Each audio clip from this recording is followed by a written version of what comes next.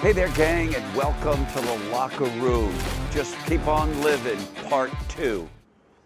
Yeah, I thought of so many things in the last locker room that were not shared that I had to share with all of you guys because the life that my friend is living is so rare and so special. And those of us who are very close to him, we know it and we see it. And the more people who understand this man and how and why he lives his life, let me give you another example of why you want to just keep on living and how. Every Sunday, for as long as I can remember and anybody in this family, Jimmy has the entire family over for dinner. Whoever can come, comes. And he's up early in the morning, 4 in the morning, in the kitchen with that pot with the sauce, making the meatball, the prosciutto, all that Italian stuff. He does this every single Sunday without fail. So the family comes together. And in those moments, there's often all kinds of joy and happiness. And there's also situations and issues and problems. And because I've become very close to the family, some of those things would come my way and we would talk and we would visit and we would help different family members out. And so this is a tradition that this man has created. And I know many of you out there probably have created a very similar tradition. But when I talk about keep on living, bring those you love, your family, your friends together in a way that it brings you together, like once a week or once a month.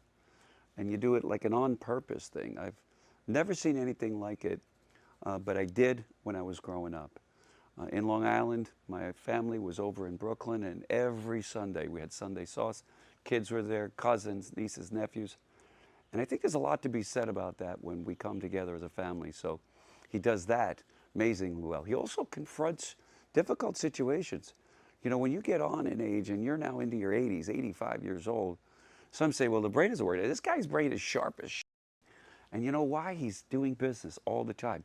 He's solving problems all the time. He's fixing things. He's engaged in things. He keeps on living. He's not rolling over and dying. And so this is another thing that my close friend Jimmy does too. Next, he's always reaching out to his friends all the time. I see him on his phone reaching out. And he's always got a joke, and he's always doing something that makes you laugh. I mean, this guy keeps me laughing. And so these are just some of the other things that you know, I don't ever want to take for granted. And I want to share with you guys, because we all need to have that person, Jimmy Ribbolino. Why not let that be you or me or, I don't know. Just keep on living.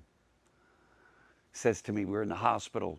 I'm like, Jimmy, to tell him you got to go and rest. No, we're going to Cipriani's. We're going to have lunch. I said, what, Jimmy, no, we're going to have lunch. Off we go to Cipriani's. Nothing will keep this man down. How do you get that?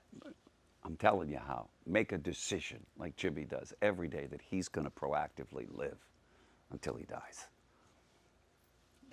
Part 2. Don't know if there'll be a part 3, but you know, you get inspired when you get around the family, which we'll have later. And Nick's probably shared some of the pictures from Italy, which I asked him to share of Jimmy and this family. And you'll all probably seen the podcast with Dan Eric, a debilitating disease that this kid keeps fighting, part of his family. Keep on living.